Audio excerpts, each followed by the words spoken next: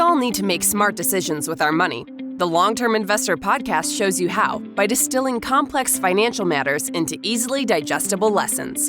And now, here's your host, Chief Investment Officer at PlanCorp and the author of Making Money Simple, Peter Lazaroff. Welcome to the Long-Term Investor. I am your host, Peter Lazaroff, and today I'm joined by Ian Wenik, editor of Citywire RIA and just one of the sharpest reporters I've ever known covering the wealth management industry. And he has a really interesting background. We talk a little bit about how he started out as a sportswriter before shifting into business journalism. And now he's at the center of breaking some of the biggest stories in the RIA space. So our conversation, we explore how journalism and wealth management really works, from sourcing the stories and breaking news to balancing the investigative features with daily coverage. And he also shares his perspective on the M&A booms in RIAs, which I think is pretty interesting, particularly where valuations are headed and whether consolidation risks changing that entrepreneurial DNA of the advisory business. I think you're really going to enjoy the conversation. Just a total behind the scenes look at an industry that's growing quickly and attracting more and more attention than ever before. Now, if you don't have an advisor or you have an advisor, but you're kind of interested in learning what PlanCorp is all about, there is a link at the top of the episode description to book a call with me.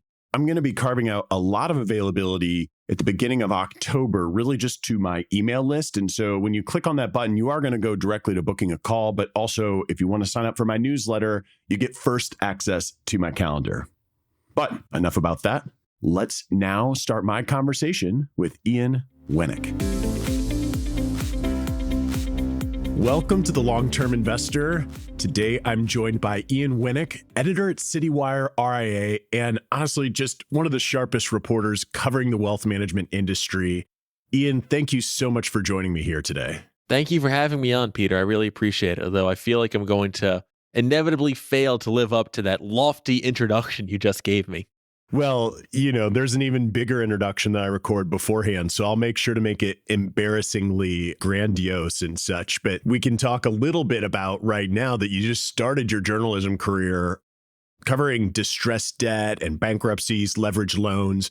I'm curious, I want to give people an inside look into the life of a journalist, but maybe you can just set the stage of how you made the leap into wealth management and became the editor of Citywire RIA. Yeah, so let's back up a little bit earlier, which is that I used to actually write about sports through college and through grad school. I wrote for publications like Newsday, NBC Sports of Philadelphia. And yeah, growing up, I wanted to be the lead NFL writer or MLB writer for Sports Illustrated or ESPN. And, it kind of set me on this path. I feel like a lot of people get into the RIA business almost by accident. What set me down this path was my second semester when I was getting my master's at Columbia. I took the sports class to network with the professors, and I took the business class to learn how to report on business in a fun, stress-free academic setting. And what happened was that I found the sports class really depressing, and the business class just filled me with so much joy. And I basically decided to go all in on business reporting when I was interviewing with ESPN post-grad school, simultaneously covering bankruptcy at one of my first business internships. And ESPN brought me up to New Haven. I was there for 2 days. It was like an investment banking super day. 12 interviews over 2 days. We opened a hotel outside of Bristol. And I thought I had the job. And they ghosted me. And I said, I'll censor myself. I said, F this. I'm done. I'm going to go all in on business reporting. And so I covered distressed debt for about a year at a website called Capital Structure, now part of Levfin Insights, which in turn is part of Fitch. And then, about a year in, one of my business school classmates from that Columbia class was at Citywire. I saw they had an opening. I said, hey, what's it like over here? She said, come on in. The water's great. And I put my name in the ring. They hired me, and I've been here ever since. I didn't even know what an RIA really was at the time. And it's kind of crazy how far things have come in those 7+ years since. When I got out of college, I went right to an RIA myself, and I didn't know what an RIA was. I feel sort of lucky that I stumbled into it. But before getting into the meat of the conversation, I have to know, who were your teams growing up? If you could have been the beat writer for an NFL or MLB team, who would it have been? So the thing is that you really can't be a fan of a team that you cover. And I never wanted to write about a team that I'm a fan of because, you don't want to see all the dirty laundry that goes on inside. I'm a religiously fervent Giants fan, NFL, Padres baseball, long story, Islanders hockey, Penn Quakers for college sports. And yeah, I have Giants tickets. I go to all the home games. I go to 1 or 2 games on the road every year. That's a big part of my life. Oh, very cool. Well, now I know when I come to New York to try to hit you up to join you at a Giants game sometime this fall. We'll get back into the point at hand here. So you didn't know that much about RIAs. I mean, did you have any preconceptions about wealth management in general before covering it? And maybe how have those changed? It's a good question. This is a story I've never actually told anyone before, but I think that I kind of came in to this space relatively neutral or almost trusting of big brands. Like I remember when I first saw Wolf of Wall Street and I heard Jordan Belfort, Leo talking about, oh, Merrill Lynch is doing everything too. I'm like, oh, that's weird. No, Merrill Lynch is a pretty good company. And so then he kind of hopped into the industry and realized, oh, wow, yeah, I'm dead wrong about this.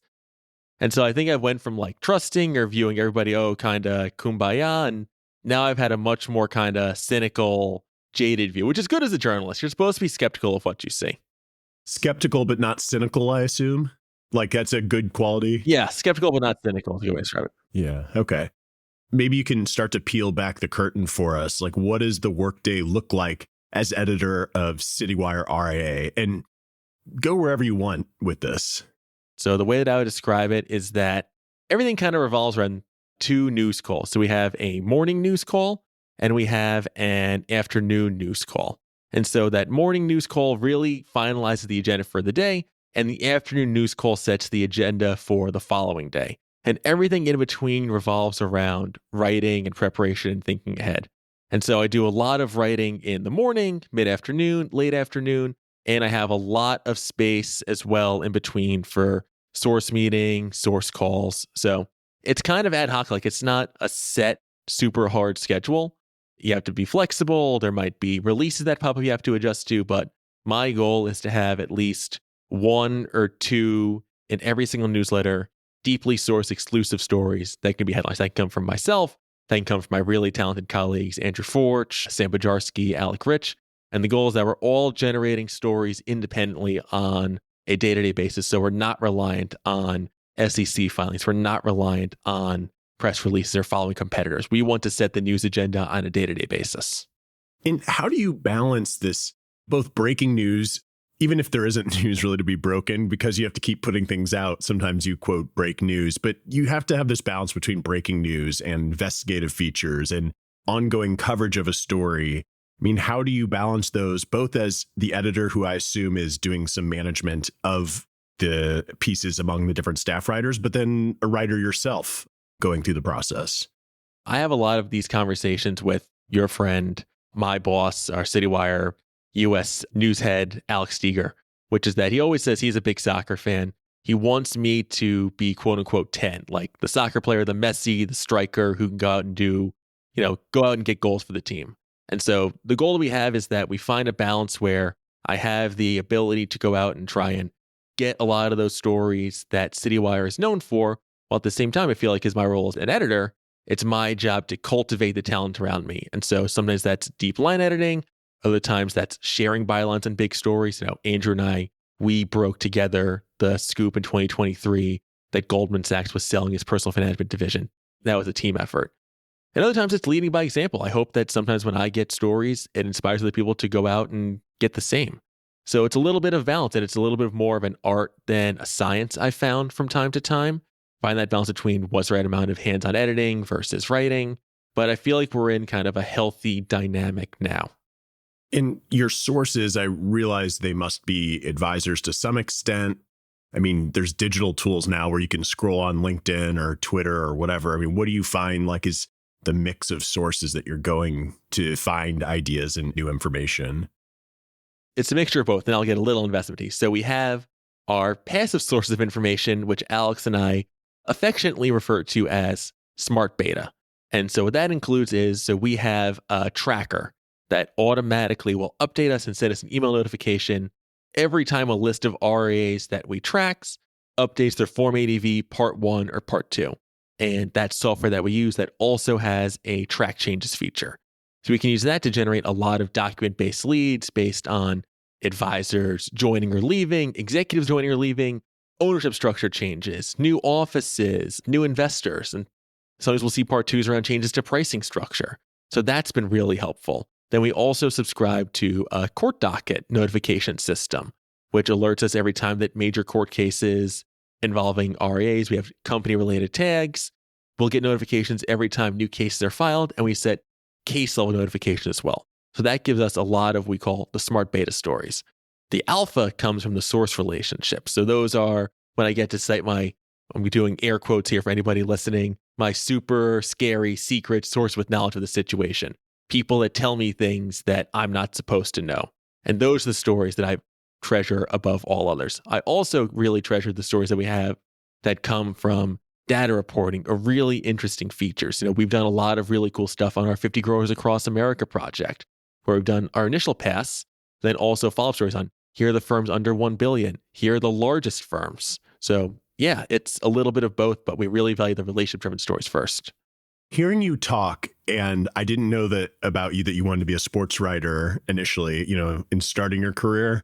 But I can feel like as you're covering the different players in the space, so to speak, it's not all that different than following, people on Baseball Reference to some extent when you're trying to follow along with a firm and follow their progress.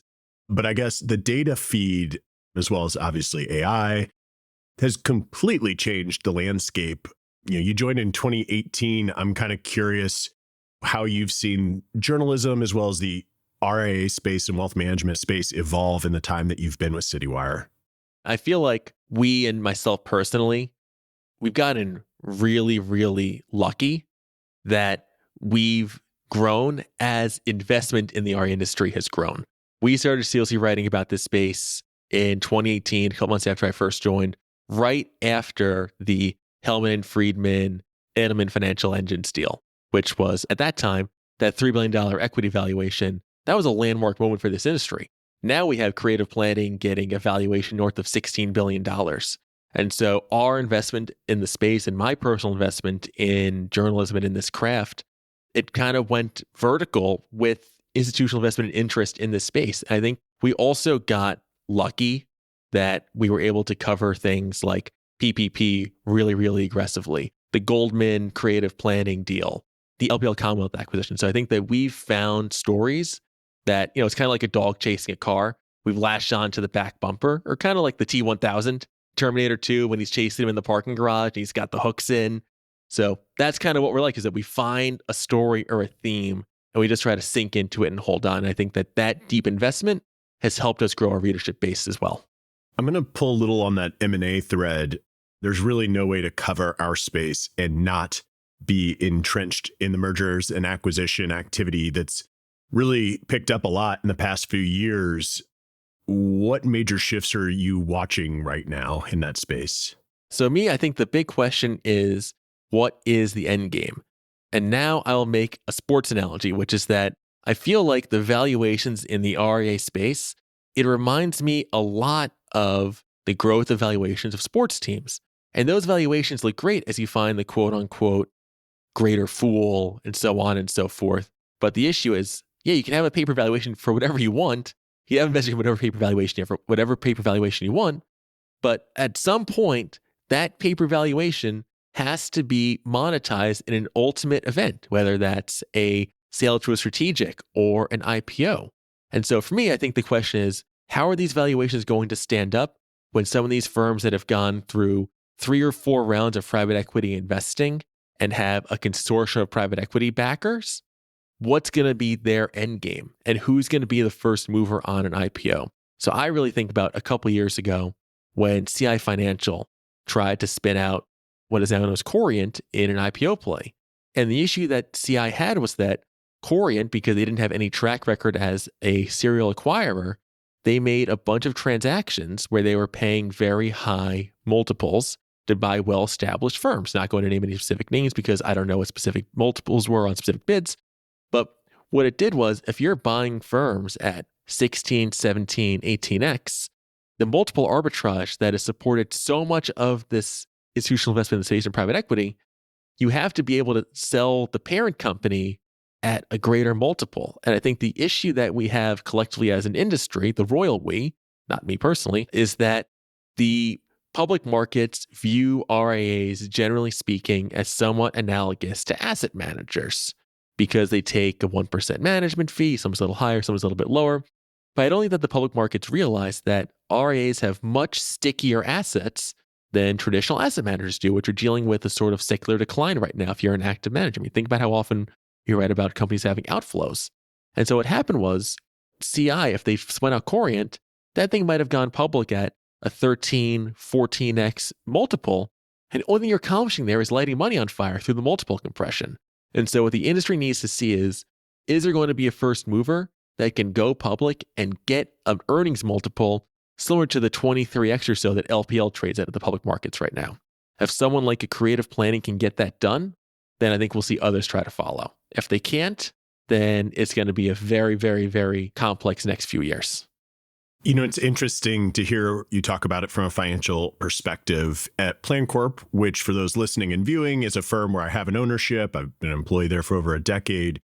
You know, we have just started down the path of M&A activity, often looking for talent more so. I mean, there are a lot of really big firms where you ask, what's the end game? And is it the greater fool theory at play where, you know, you just slap a valuation on something and at what point is it financial engineering? And at what point are you not really helping the end client?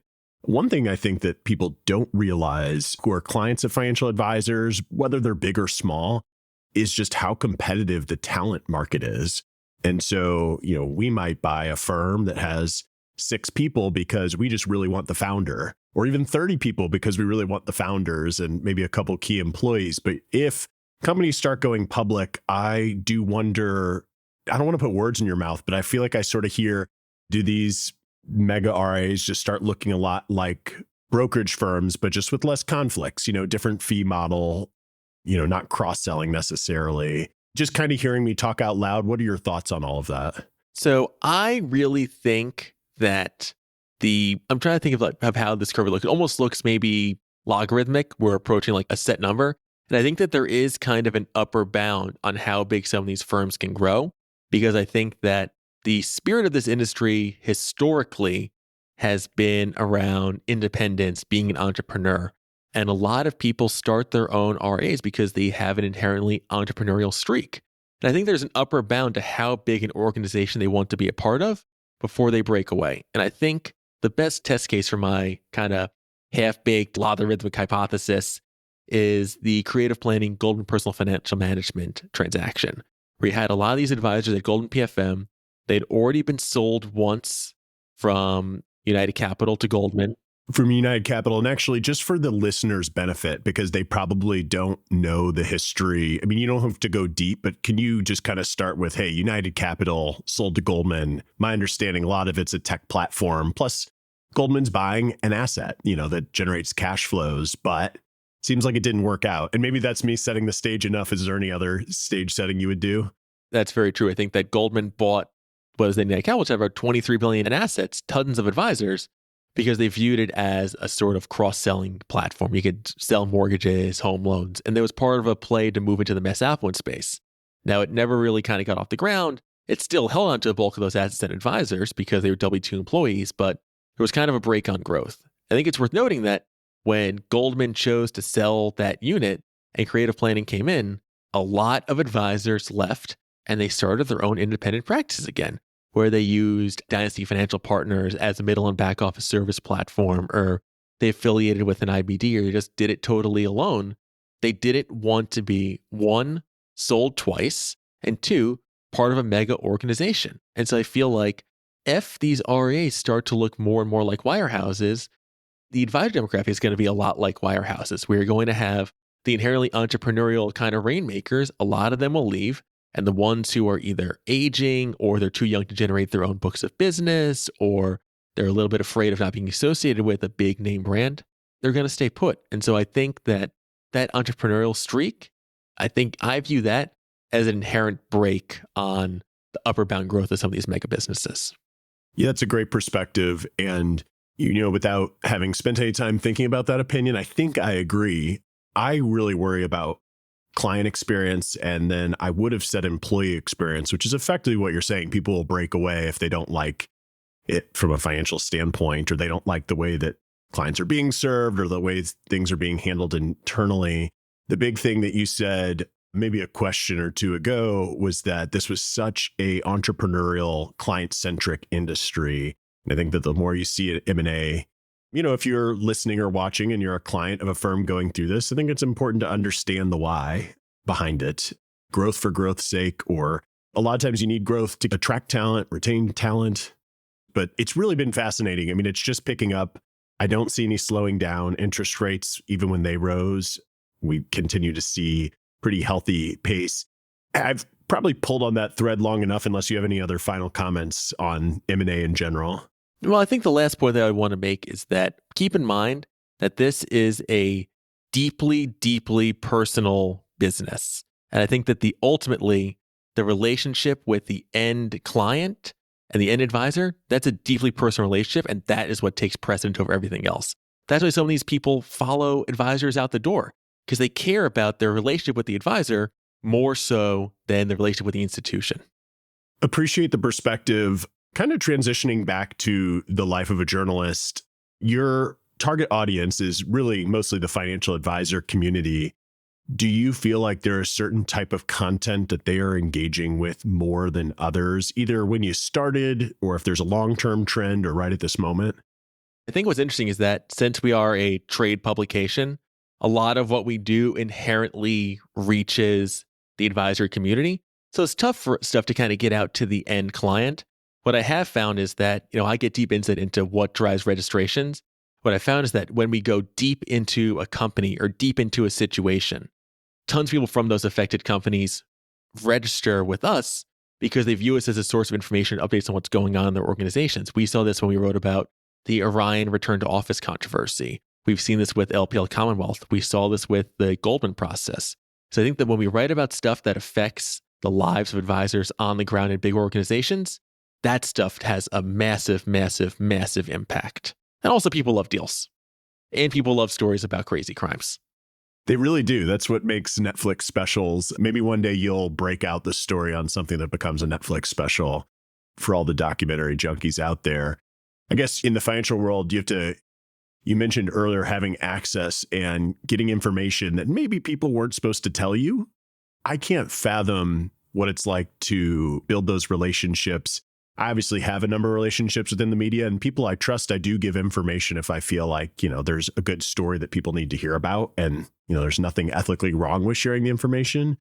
But I guess, are there actual best practices that you have to follow? Is there some sort of standard, the way that a CPA or, an attorney might have with information sharing and such that journalists follow? Or is it just more of a unspoken set of rules and laws? I think where it kind of comes from is a lot of this stuff. I mean, look, we as an organization, we're nothing and I'm nothing without the trust of my sources. And so what I always do with sources that I want to have a confidential informational relationship with is I set out very clearly, unless agreed upon mutually otherwise, your name will not be used. And if I say I'm going to use someone's name in a story, they know well in advance, they know that I'm going to record, and they know what the ground rules are. So as long as you set really clear rules of engagement, people are willing to engage. And what I found is that I think outsiders sometimes worry that people kind of curry favor with sources or write favorably about people that give them information. But I found that the way in which the source relationship really works is that obviously us getting information is great, but it helps the person on the other end when inevitably I write about something that's contrary to their business interests or something about their company they don't like. They know that they have a direct line to me and that they have a way to shape the story and shape our coverage by getting their voice in there. And they understand that it's not personal. I'm doing my job. And so a lot of times, I've texted CEOs saying, hey, I know I don't want to hear about this, but I know you guys have started this process. I know you can't say anything, but we're going with it. So they can brace themselves. And, without, again, naming any names, there was one time where I let a CEO know, hey, I know your process is starting. I wasn't terribly worried about it getting out or the publication getting it. The CEO asked me, can you at least give us a couple of hours so I can alert employees internally so they don't have to find out through us? And in that situation, I did agree to it, saying, all right, I'm willing to do that. But if somebody else texts you about this or someone else emails you about this, let me know so we can run it right away. And so it's a balancing test. There's no hard and fast 100% rule, but I found ways to kind of develop a clear line of dialogue. That's fascinating. Looking ahead, Ian, I'm curious, where do you just in general see journalism in the RIA and wealth management space headed over the next few years? Where I kind of sit right now is I feel like the RIA industry is growing, but in a lot of ways, the coverage of the industry has shrunk, I think, as certain legacy publications have had cutbacks or pivoted to other areas of coverage. And so, I've tried to view us as kind of a quasi paper of record almost when it comes to some of this stuff, which means covering the industry to the greatest depth possible. It's tough. I think what's also interesting, though, is that some of the bigger publications have started to take notice. Like the Journal, Bloomberg, the Times followed us up once when we were writing about PPP. But it's very weird sometimes, like what registers and what doesn't. Like I'll see stories that we've written about multi-billion-dollar transactions not get any coverage from like Barron's and above. But I've seen some of those places write up stories on like a $300 million advisory team leaving a wirehouse. And so I think even they've got some room to grow, room to learn. I know that in the last year or two, you all started a podcast. Sometimes you just have to meet people where they are. I know I was reluctant to start this podcast, having written for so long, but I reached a point where I just wasn't so sure that people were willing to give their time in the form of reading. And so here we are. And that's video. I think people are I'm surprised at how much people watch video. Like if you'd listen to it, you'd assume, well, am I really going to watch it on TV or on my phone? I can just listen. It turns out, yes, it's crazy. Sorry, everyone who's watching us, but it's just shocking to me. No, it's the meme, of all the Zoomers where they're doing everything simultaneously watching Family Guy in one corner and Subway Surfers in another. Yes. Triple tasking. Lots of double screening. And we always tell our kids, no double screening, guys, no double screening. Then I'll be over there triple screening myself. Phone, iPad, TV. It's terrible. But I'm like, it doesn't count as sports. It's a commercial, like whatever. You've always been a writer. You've been doing the podcasting. You guys, maybe not so much as you, but a lot of your colleagues at Citywire do video stuff. What has changed about your skill set in adopting some of these other mediums? I think that what helps is that, well, one, the physical plant has helped. So I'm sitting, for people watching us or people listening, I'm sitting in our studio, which we built out when we moved to our new office space in 2021. And so what that did was that gave us, 2020. What that did was it gave us the bandwidth to do podcasts, to do video, and having our own space has helped us invest in those mediums as well. It also helps that like when it comes to big conferences or our own conferences, we'll usually have a video team on the ground. All right. I got to ask a couple questions that I think are really designed for the benefit of the news reader. So someone who is putting out news and consuming news yourself, are there red flags you feel like people should watch for when consuming financial news? I think that the main thing to look for is sponsored content. I think it's also very easy sometimes. This comes, I think, when you're reading about stuff at individual companies. There's some stuff that's very, very, very clearly AI generated, or at least AI assisted or auto generated. And so I think you really have to filter out the AI slop.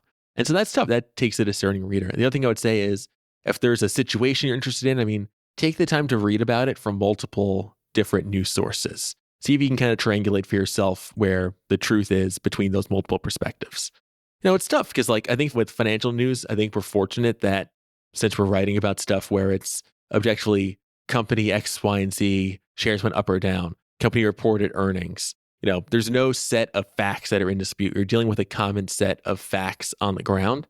And so I think that my job has been thankfully insulated a little bit from the divisions that we have reading or writing about political news, that you have a shared set of facts, which I think sometimes you don't have when you're reading about general interest news or even reading about sports.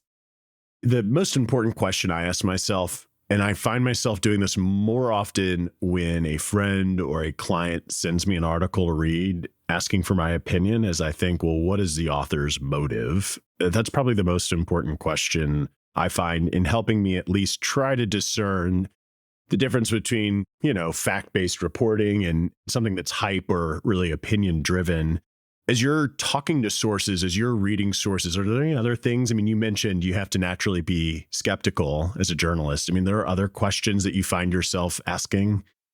Yeah, I think that sometimes when I'm dealing with even my own source relationships, no one ever tells me anything just out of the goodness of their heart. That's a big lesson that I've learned in life. And so I think whenever someone's telling me something, I always try to ascertain, all right, why are they telling me this? And I sometimes feel like there are investment bankers who don't speak to me, who leak their own processes out to me through intermediaries to drum up interest in them. That's fascinating. This entire time, I keep thinking of what it's like, when the general manager during a trade deadline starts leaking out like trade talks. They know exactly which employee is going to go, which team source or, member close to the team decision, et cetera, et cetera. We're going to link to Citywire at the show notes at thelongterminvestor.com. If people want to follow your work, where else can they find you? So you can follow Citywire on X/Twitter at CITYWIRERIA. That's also our LinkedIn page. And then you can follow me personally at IANWENIK on X/Twitter. And then you can just search that name on LinkedIn. You'll find me as well if you want to follow me personally. And Ian, I'm going to see you in a few weeks at Future Proof, which for those of you who are not in the financial profession, huge industry event. And this is going to be coming out the week after. So if you go and check out Ian's page, I basically have all sorts of interesting stuff for you guys to check out. Ian, thanks so much for doing this. Looking forward to slapping on some sunscreen and seeing you out there. See you out there. Thanks again for having me on. I really appreciate it.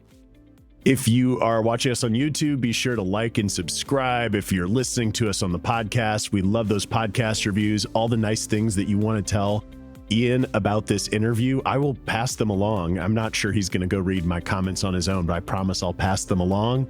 All things that we're mentioning, extra links will be found at thelongterminvestor.com.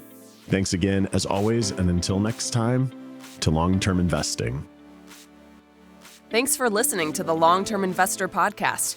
To access free financial resources and submit questions to be answered on the show, visit thelongterminvestor.com. Peter Lazaroff is an employee of PlanCorp and BrightPlan. All opinions expressed by Peter and any podcast guests are solely their own opinions and do not reflect the opinions of PlanCorp or BrightPlan. This podcast is for informational purposes only and should not be relied upon as a basis for investment decisions. Clients of PlanCorp and BrightPlan may maintain positions in the securities discussed in this podcast.